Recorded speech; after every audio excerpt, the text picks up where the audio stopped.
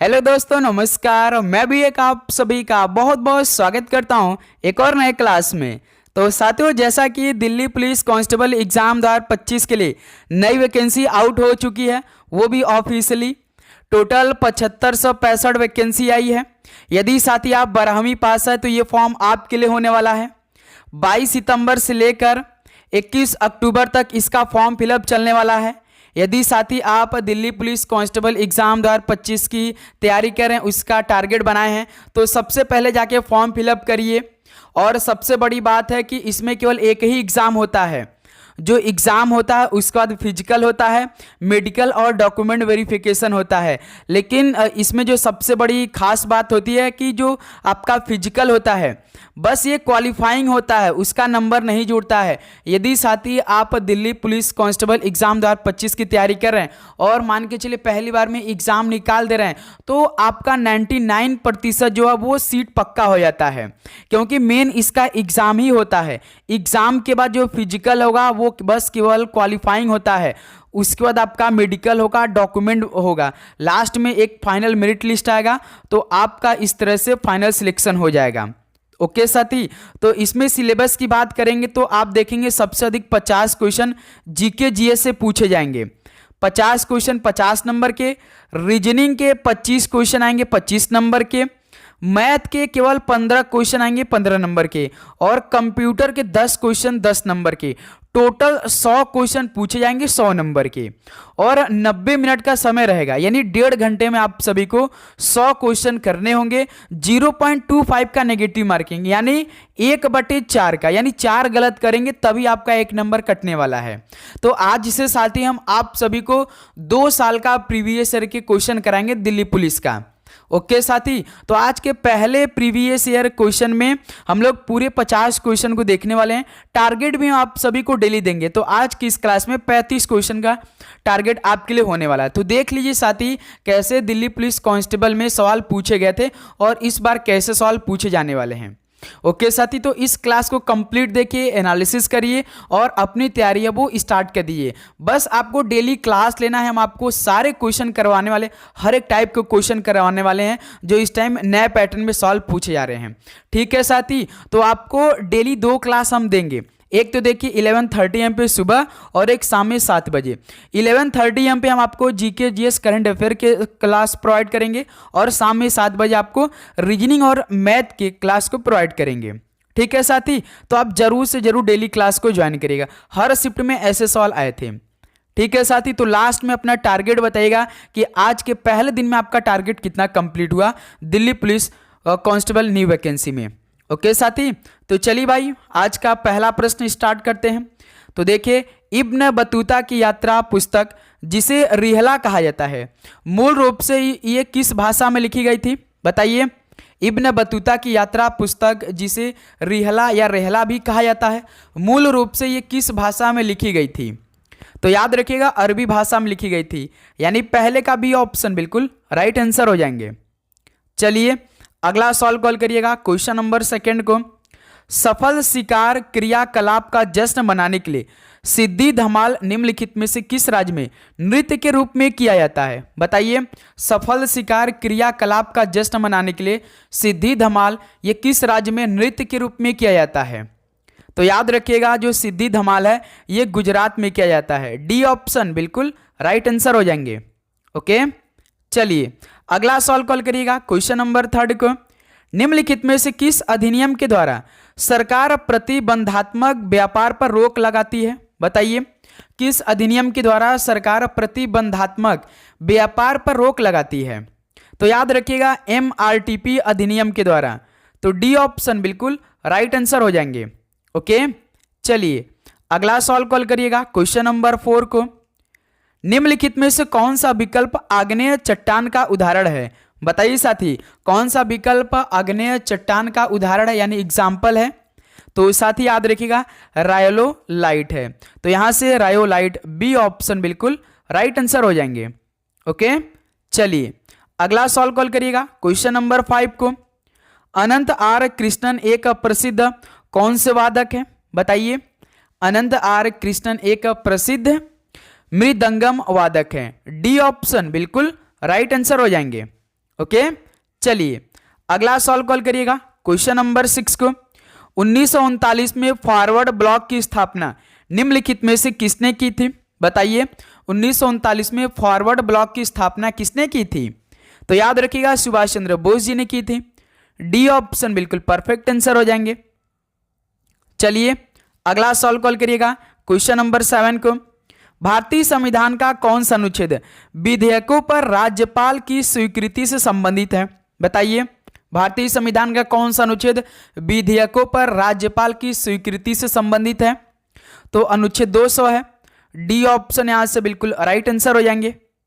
चलिए अगला solve call करिएगा क्वेश्चन नंबर 8 को। प्रधानमंत्री गरीब कल्याण योजना किस वर्ष शुरू की गई थी? बताइए, प्रधानमंत्री गरीब कल्याण योजना किस वर्ष शुरू की गई थी? तो याद रखिएगा 2016 में स्टार्ट की गई थी। ऑप्शन से यहां से बिल्कुल राइट आंसर हो जाएंगे। चलिए अगला सॉल्व कॉल करिएगा क्वेश्चन नंबर 9 को। निम्नलिखित में से किस वर्ष राजनीतिक हिंसा को दबाने के लिए रॉलेट एक्ट पारित किया गया था? बताइए साथी, किस वर्ष राजनीतिक हिंसा को दबाने के लिए रॉलेट एक्ट पारित किया गया था? तो सर जी 1919 में जो जलियांवाला बाग हत्याकांड हुआ था पंजाब के अमृतसर में। ओके, ऑप्शन यहां से बिल्कुल राइट आंसर हो जाएंगे। चलिए अगला सॉल्व कॉल करिएगा क्वेश्चन नंबर 10 को। निम्नलिखित में से प्रधानमंत्री कौन थे जब नई आर्थिक नीति के भाग के रूप में वैश्वीकरण नीति प्रस्तुत की गई थी? बताइए साथी, उस टाइम प्रधानमंत्री कौन थे जब नई आर्थिक नीति के भाग के रूप में वैश्वीकरण नीति प्रस्तुत की गई थी? तो साथी याद रखिएगा पीवी नरसिम्हा राव थे। बी ऑप्शन बिल्कुल राइट आंसर हो जाएंगे। ओके, चलिए अगला सॉल्व कॉल करिए क्वेश्चन नंबर 11 को। निम्नलिखित में से कौन सा सांस्कृतिक उत्सव उत्तर प्रदेश पर्यटन विभाग द्वारा आयोजित किया जाता है? तो साथी आगे बढ़ने से पहले आप सभी से एक ही रिक्वेस्ट रहेगा कि चैनल को सब्सक्राइब करने के बाद आप लोग नोटिफिकेशन को ऑन कर लीजिए, क्योंकि इसमें हम लोग अपनी तैयारी ग्रुप में करने वाले हैं। पहले तो आपको हम पूरा प्रीवियस ईयर के सॉल्व कराएंगे, 1 महीने तक लगातार जितने नए पैटर्न पे आपकी प्रीवियस ईयर में सॉल्व है उसको कराने वाले हैं। तो आप यदि साथी सारे प्रीवियस ईयर के क्वेश्चन तैयार कर लेते हैं तो समझिए आपका 40 to 50% सवाल जो है वो प्रीवियस ईयर के ही अकॉर्डिंग आने वाले पेपर में। ठीक है, वही सब सवाल घूम फिर कर आपके शिफ्टों में पूछे जाएंगे। तो इसलिए साथी पहले तो प्रीवियस ईयर के क्वेश्चन को आप तैयार करेंगे, डेली क्लास में आप तैयार करेंगे। ओके, तो इसलिए भाई मेन आपका नोटिफिकेशन है ऑन कर लीजिएगा।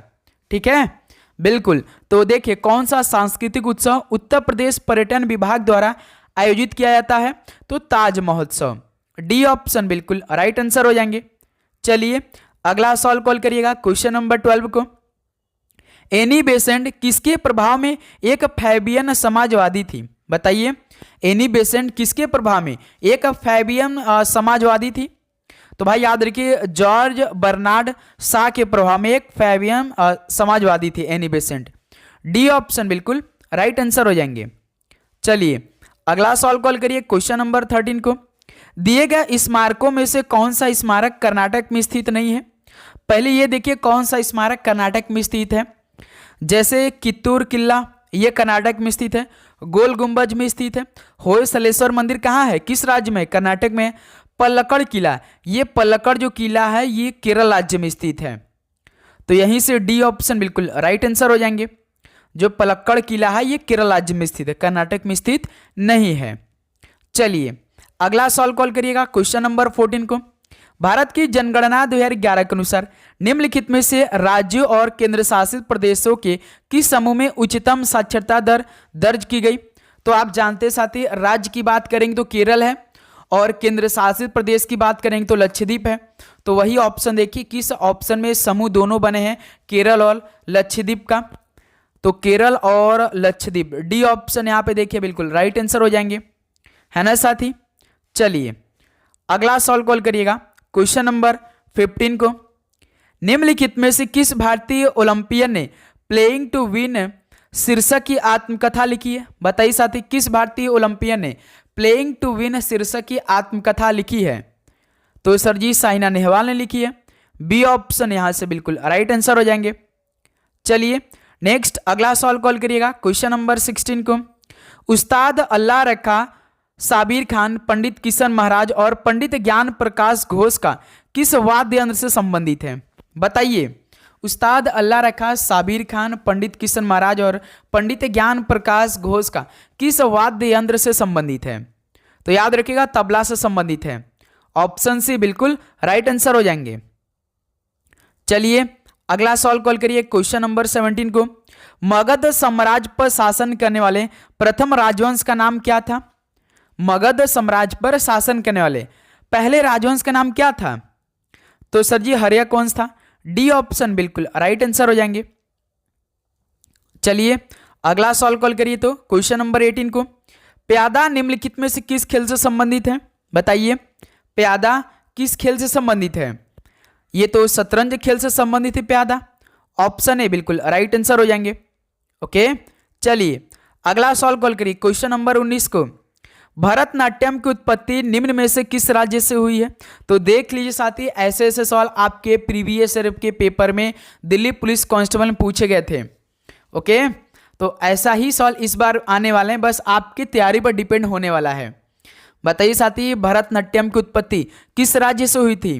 तो सर जी तमिलनाडु से हुई थी। डी ऑप्शन बिल्कुल राइट आंसर हो जाएंगे। चलिए अगला सवाल कॉल करिए तो क्वेश्चन नंबर 20 को।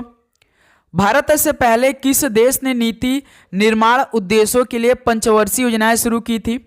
बताइए भारत से पहले किस देश ने नीति निर्माण उद्देश्य के लिए पंचवर्षीय योजनाएं शुरू की थी?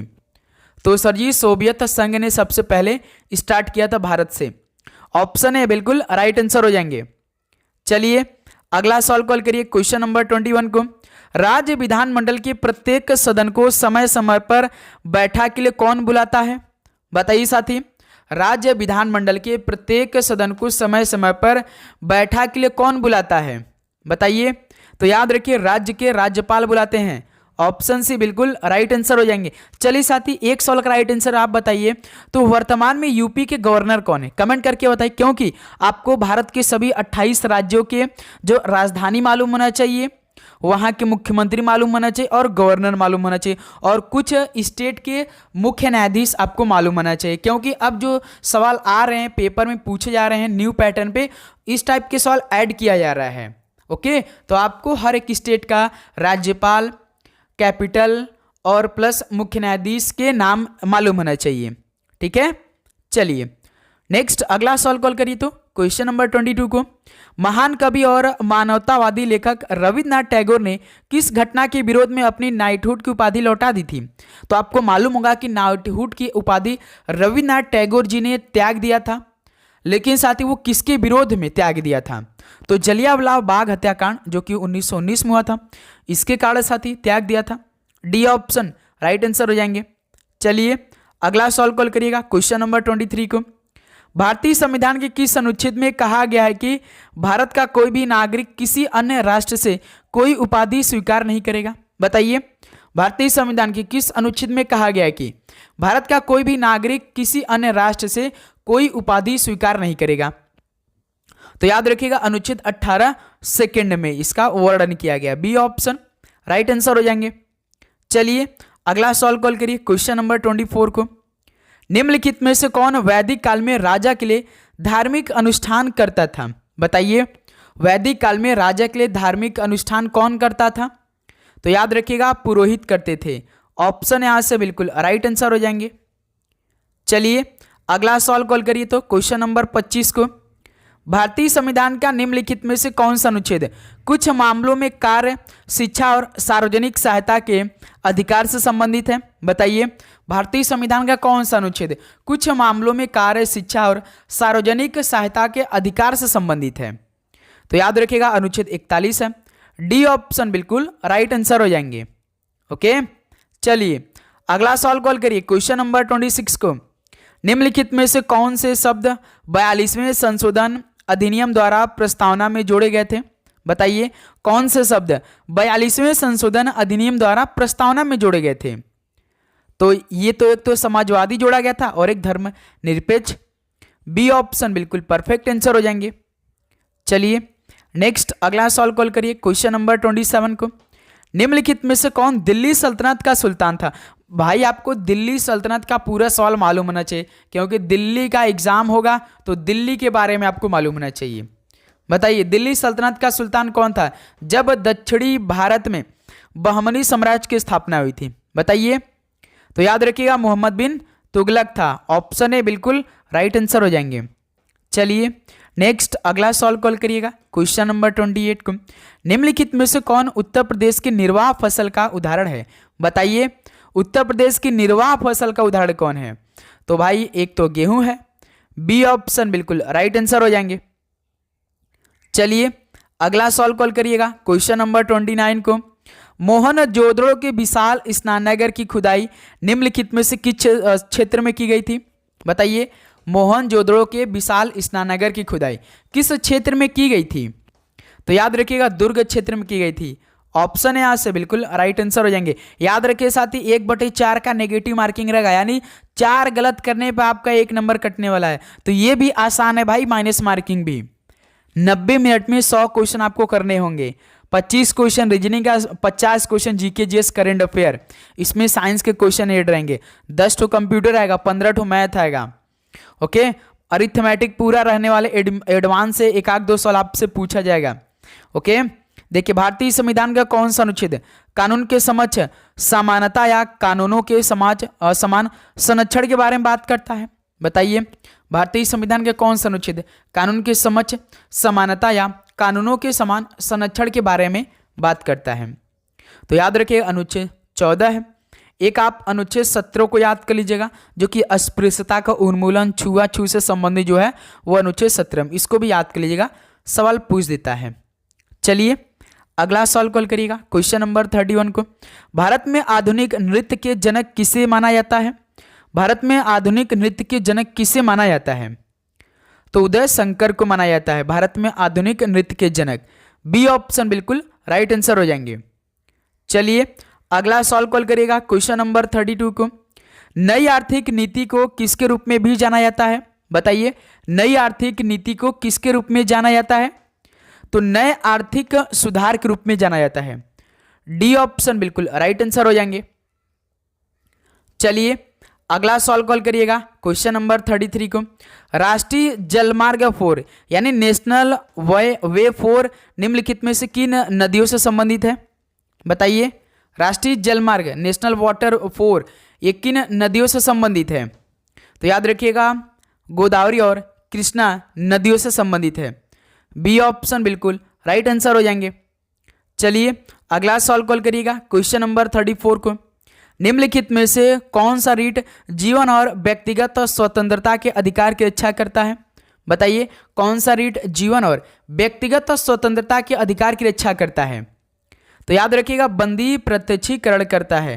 ऑप्शन सी बिल्कुल राइट आंसर हो जाएंगे। चलिए अगला सॉल्व कॉल करिए तो क्वेश्चन नंबर 35 को। निम्नलिखित में से किस व्यक्ति ने the race of my life लिखी है? बताइए the race of my life किसने लिखी है? तो सर ये तो मिल्खा सिंह के द्वारा लिखा गया है। डी ऑप्शन बिल्कुल परफेक्ट आंसर हो जाएंगे।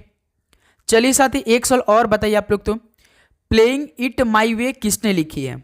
बताइए प्लेइंग इट माई वे ये किसकी पुस्तक है भाई? कमेंट करके बताइए आप लोग। तो चलिए अगला सवाल कॉल करिएगा क्वेश्चन नंबर 36 को। दक्षिण अफ्रीका से वापस भारत आने के बाद महात्मा गांधी का पहला प्रमुख सार्वजनिक प्रदर्शन कहाँ हुआ था? बताइए दक्षिण भारत से वापस भारत आने के बाद महात्मा गांधी का पहला प्रमुख सार्वजनिक प्रदर्शन कहाँ हुआ था? तो याद रखिएगा 1916 में जो बनारस हिंदू विश्वविद्यालय का उद्घाटन समारोह हुआ था, इसमें सबसे पहला उनका प्रमुख सार्वजनिक प्रदर्शन हुआ था।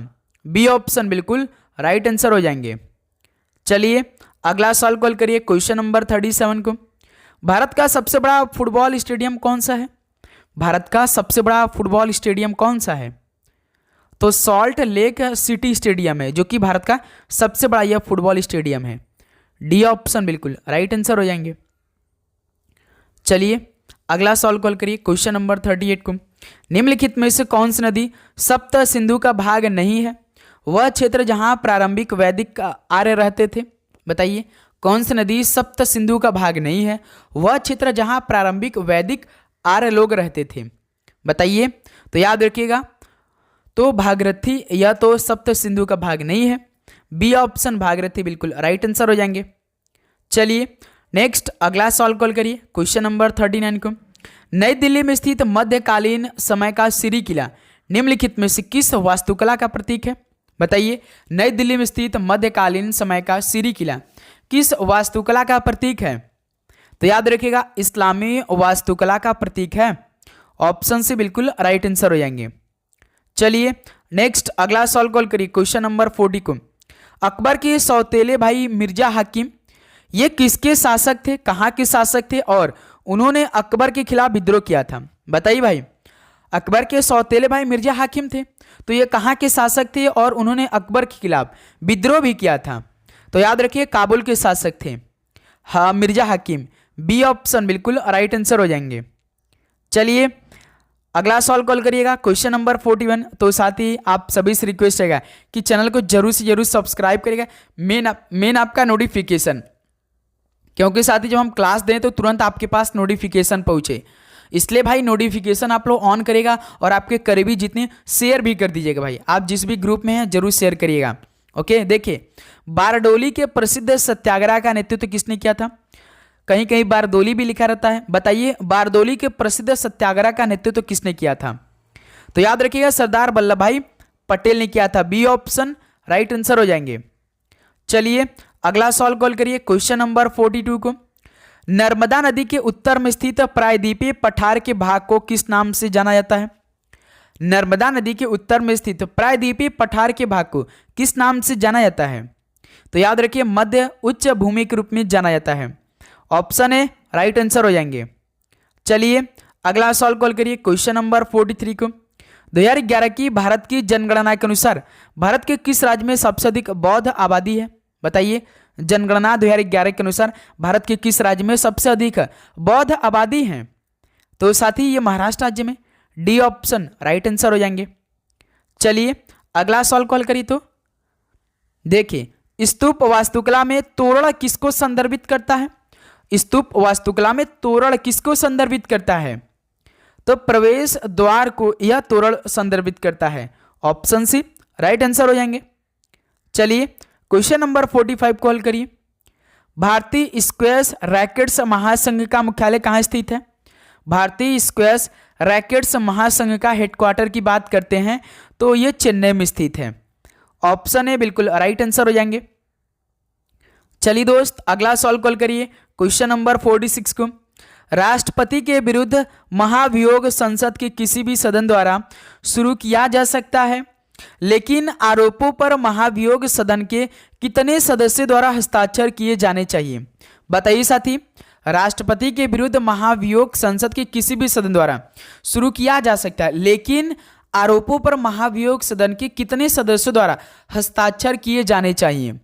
तो साथी याद रखिए 1/4 भाग। ओके, तो यहां से बी ऑप्शन बिल्कुल राइट आंसर हो जाएंगे। चलिए अगला सवाल कॉल करिए, क्वेश्चन नंबर 47 को। निम्नलिखित में से कौन सा मृदा बंधक रूप में उपयोग किए जाते हैं? कौन मृदा बंधक रूप में उपयोग किए जाते हैं? तो याद रखिएगा, टेरिडोफाइट्स के जितने भी होते हैं। ऑप्शन से बिल्कुल राइट आंसर हो जाएंगे। चलिए नेक्स्ट अगला सवाल कॉल करिए, तो क्वेश्चन नंबर 48 को। कला मंडलम गोपी को किस नृत्य शैली के लिए पद्मश्री से सम्मानित किया गया था? कला मंडलम गोपी को किस नृत्य शैली के लिए पद्मश्री से सम्मानित किया गया था? तो सर जी कथक के लिए, कथकली के लिए। ऑप्शन सी राइट आंसर हो जाएंगे। भरतनाट्यम जैसे साथी आपने तमिलनाडु, कुचिपुड़ी आंध्र प्रदेश, कथकली आपका केरल, कथक आपका यूपी का। ये भी सभी आपको मालूम होना चाहिए कि कौन सा नृत्य किस राज्य से उत्पत्ति हुई है, क्योंकि सवाल आप सभी से पूछे जाएंगे। चलिए दोस्त क्वेश्चन नंबर 49 कॉल करिए। झांसी की रानी रेजिमेंट की भर्ती करने वाली, देखभाल करने वाली और कमांडर निम्नलिखित में से कौन थी? बताइए, झांसी की रानी रेजिमेंट की भर्ती करने वाली, देखभाल करने वाली और कमांडर कौन थी? तो सर जी लक्ष्मी स्वामीनाथन थी। भाई रानी लक्ष्मीबाई हैं तो लक्ष्मी उनका नाम होना चाहिए, तो लक्ष्मी स्वामीनाथन, यानी बी ऑप्शन राइट आंसर हो जाएंगे। चलिए साथी, दिल्ली पुलिस कांस्टेबल के प्रीवियस क्वेश्चन पार्ट पहले के लास्ट क्वेश्चन को देखिए। मंगल पांडे ने चर्बी युक्त कारतूस के प्रयोग से कहां इनकार कर दिया था? बताइए, मंगल पांडे ने चर्बी युक्त कारतूस के प्रयोग से कहां पर इनकार कर दिया था? तो साथी याद रखिए बरकपुर में। डी ऑप्शन राइट आंसर हो जाएंगे। तो साथी फाइनली 50 क्वेश्चन कंप्लीट हो गए। तो बताइए साथी, आज के पहले पार्ट में आप सभी के 50 क्वेश्चन में से कितना स्कोर रहा। तो उम्मीद करूंगा दोस्त सबसे पहले आपने हर एक क्वेश्चन को एनालिसिस किया होगा, क्वेश्चन के सवालों को परखा होगा और अपनी तैयारी को देखा होगा कि हमारी तैयारी कैसी चली, यदि हमारे पेपर में ऐसा सवाल आ गया तो हम कितना स्कोर कर सकते थे। तो हम आपके लिए साथी डेली क्लास प्रोवाइड करेंगे, आपको डेली क्लास लेना है, नोटिफिकेशन को ऑन करना है, ठीक है साथी। तो चलिए आज की इस क्लास को यहीं पर समाप्त करते हैं, मिलते हैं साथी शाम में 7 बजे, नोटिफिकेशन को ऑन करिएगा। तो आपके लिए डेली क्लास आने वाली है, तो मिलते हैं साथी शाम में 7 बजे एक नए क्लास के साथ। अपनी तैयारी रखिएगा और सबसे पहले फॉर्म फिलअप कर दीजिएगा। 12वीं पास है ये, इस पर फॉर्म फिलअप चल रहा है, ठीक है। 21 अक्टूबर तक इसका फॉर्म चलने वाले हैं, ठीक है साथी। सभी को जय हिंद, जय भारत, पढ़ाई करते रहिए, ऑल द वेरी बेस्ट, धन्यवाद।